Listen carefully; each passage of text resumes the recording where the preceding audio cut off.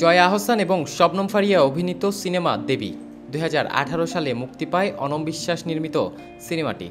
এই সিনেমা দিয়ে চলচ্চিত্রে পা রাখেন ফারিয়া। সিনেমায় অভিনয় করে দারুণ প্রশংসা কুড়িয়েছিলেন জয়া ফারিয়া।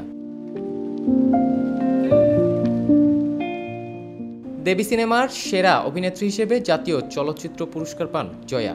শুধু তিনি নন, এতে অভিনয়ের জন্য পার্শ্ব চরিত্রের সেরা অভিনেত্রী হিসেবে পুরস্কারের দৌড়ে ছিলেন ফারিয়া। তবে শেষ পর্যন্ত অভিনেত্রীর ঝোলায় ওঠেনি পুরস্কারটি। পুরস্কারটি তার পাওয়ার কথা থাকলেও অন্য অভিনেত্রীকে দেওয়া হয়েছিল বলে দাবি করছেন ফারিয়া।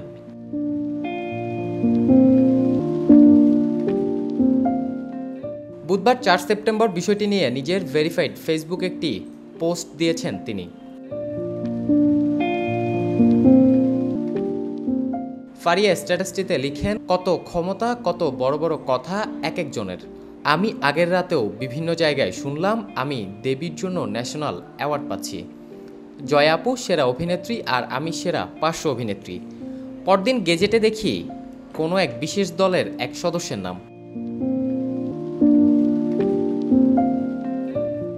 ন্যাশনাল অ্যাওয়ার্ড না পেয়ে আমি মারা যাইনি, কিন্তু প্রকৃতি যখন চোখের সামনে হয়ে যাওয়া ইনজাস্টিসের বিচার করে তা দেখতে ভালোই লাগে। আশা করি এখন শুধু ন্যাশনাল অ্যাওয়ার্ড না, সব ধরনের রিকগনিশনই দেওয়া হবে, শুধু মেধা, যোগ্যতা আর দক্ষতা দিয়ে, চাটুকারিতার জন্য না।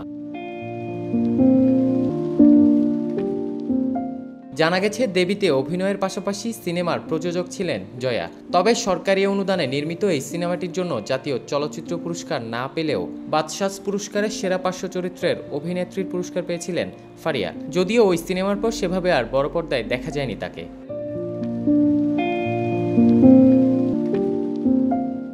ফেসবুকের ওই পোস্টে পার্শ্ব চরিত্রে অভিনেত্রীর পুরস্কার পাওয়া কোনো এক বিশেষ দলের সদস্য বলে যাকে ফারিয়া চিহ্নিত করেছেন তিনি অভিনেত্রী সুচরিতা। মেঘকন্যা সিনেমায় অভিনয়ের জন্য সে বছর জাতীয় পুরস্কার পেয়েছিলেন তিনি।